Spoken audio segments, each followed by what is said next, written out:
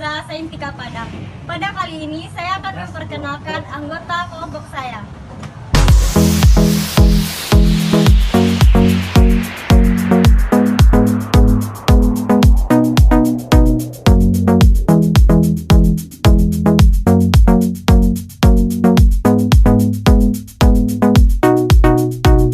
Kali ini saya dan kelompok saya akan mengerjakan tugas klasifikasi kodifikasi penyakit masalah terkait yang berjudul nutrisi. Baiklah, saya akan menjelaskan tentang nutrisi. Nutrisi atau gizi adalah substansi organik yang dibutuhkan organisme untuk fungsi normal dari sistem tubuh, pertumbuhan, pemeliharaan kesehatan. Lalu kita menjelaskan apa jenis-jenis nutrisi. Yang pertama yaitu mikronutrisi. Sesuai dengan namanya, mikronutrisi merupakan nutrisi yang diperlukan oleh tubuh dalam jumlah sedikit dan hanya berfungsi untuk mendukung metabolisme tubuh. Terdapat 3 senyawa yang dapat dikategorikan sebagai nutrisi, yaitu vitamin, mineral, dan air. Yang kedua, makronutrisi. Sementara itu, makronutrisi merupakan kebalikan dari mikronutrisi. Nutrisi ini biasanya dibutuhkan oleh tubuh dalam jumlah yang besar karena sebagai sumber energi. Makronutrisi dapat diklasifikasikan menjadi 3 senyawa, yaitu karbohidrat, protein, dan lemak. Selanjutnya kita mengenal macam-macam nutrisi. Yang pertama yaitu karbohidrat. Karbohidrat merupakan sumber energi utama Anda dalam menjalani setiap aktivitas sehari-hari. Tubuh kita akan menggunakan karbohidrat untuk memproduksi glukosa yang dapat segera digunakan atau menyimpannya sebagai cadangan energi. Jumlah glukosa yang diproduksi berlebihan akan disimpan oleh tubuh sebagai lemak. Yang kedua, kita mengenal protein. Protein sangat bermanfaat bagi tubuh untuk membantu membangun serta memelihara jaringan otot serta saraf lainnya. Menurut sumbernya, protein dapat dibedakan menjadi nabati dan hewani. Jenis protein nabati yang dapat dikonsumsi diantaranya adalah kacang-kacangan, padi-padian, dan sayur-mayur. Sementara itu, konsumsi protein hewani dapat Anda penuhi dari daging hewan.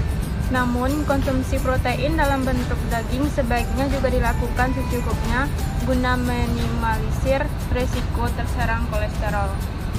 Yang ketiga yaitu lemak. Jenis nutrisi lain yang dibutuhkan oleh tubuh Anda adalah lemak, baik jenuh maupun tidak jenuh. Lemak tidak jenuh merupakan jenis lemak yang paling aman untuk Anda konsumsi. Walaupun pada dasar kemudian lemak jenuh yang dapat dikonsumsi misalnya daging, telur, susu, ikan, mentega, dan minyak ikan. Yang keempat yaitu ada vitamin. Tubuh kita juga membutuhkan jenis nutrisi ini untuk membantu metabolisme tubuh, meningkatkan energi, dan membantu kelancaran berpikir. Setiap vitamin yang Anda konsumsi tentu memiliki manfaat berbeda-beda bagi tubuh. Bahkan terdapat beberapa vitamin yang berkhasiat untuk meminimalisir risiko terserang penyakit tertentu. Contohnya adalah kegunaan vitamin A, C, dan E yang membantu mencegah penyakit arteri koroner, di mana ketiganya terus memperkuat dinding arteri. Selanjutnya, mineral dan trace elemen lainnya. Tubuh juga membutuhkan pasokan nutrisi yang berasal dari mineral dan trace elemen lainnya. Keduanya bermanfaat dalam membantu melancarkan kerja organ tubuh. Mineral klorin misalnya yang dapat membantu memproduksi cairan pencernaan tubuh Anda. Kemudian fosfor dapat membuat tulang Anda lebih kuat. Air. Keberadaan air sebagai salah satu nutrisi dalam tubuh jelas begitu penting. Air berfungsi sebagai pengganti cairan tubuh yang hilang setelah melakukan rutinitas sehari-hari. Di samping itu, air juga dapat mengontrol jumlah kalori, memperlancar fungsi ginjal, meningkatkan energi hingga membuang racun. Manfaat nutrisi, meningkatkan sistem kekebalan. Tahukah bahwa sakit yang sering kita alami seperti flu dan meriang yang terjadi disebabkan karena kekebalan tubuh kita sering menurun?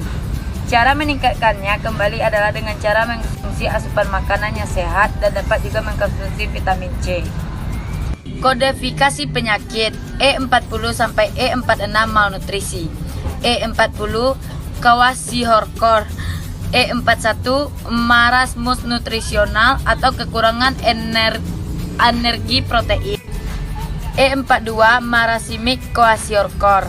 E43 kekurangan energi protein berat yang tidak dijelaskan.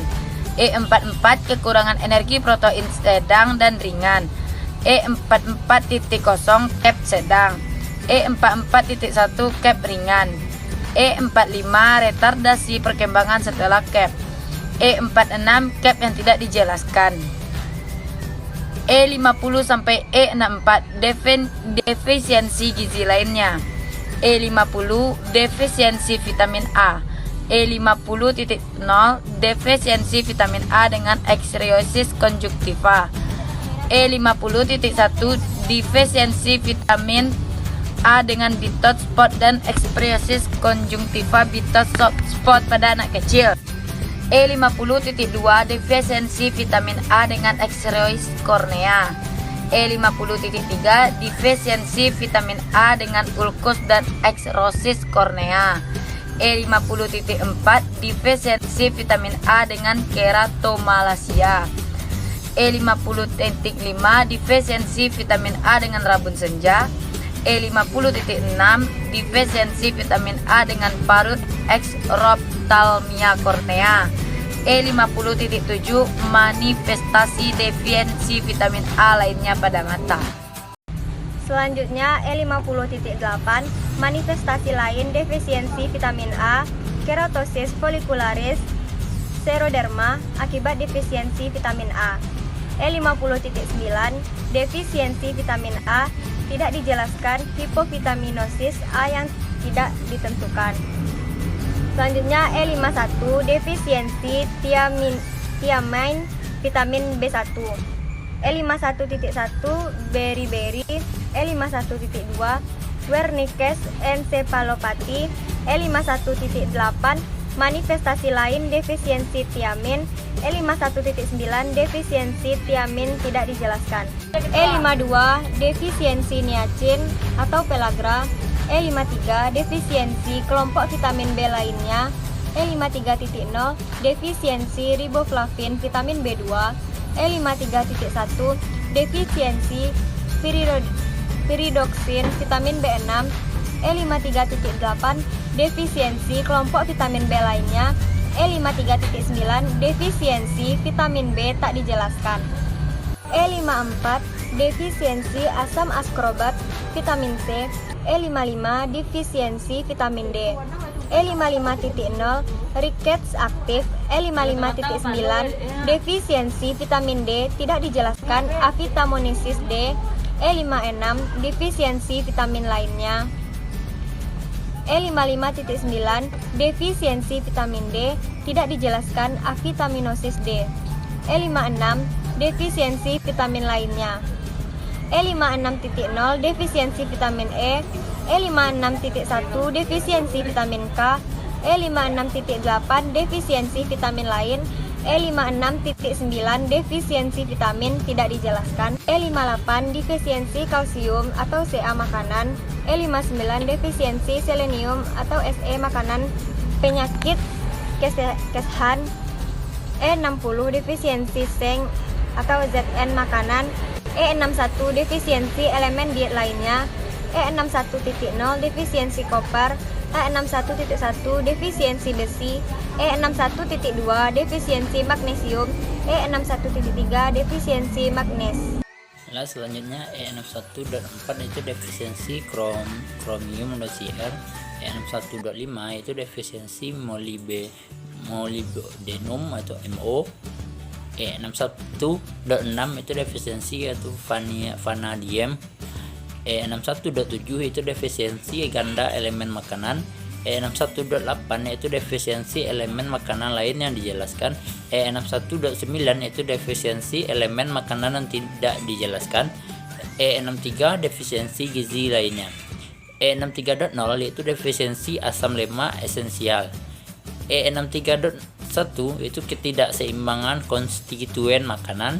E63.8 yaitu defisiensi gizi lain yang dinyatakan. E63.9 yaitu defisiensi gizi yang tidak dijelaskan.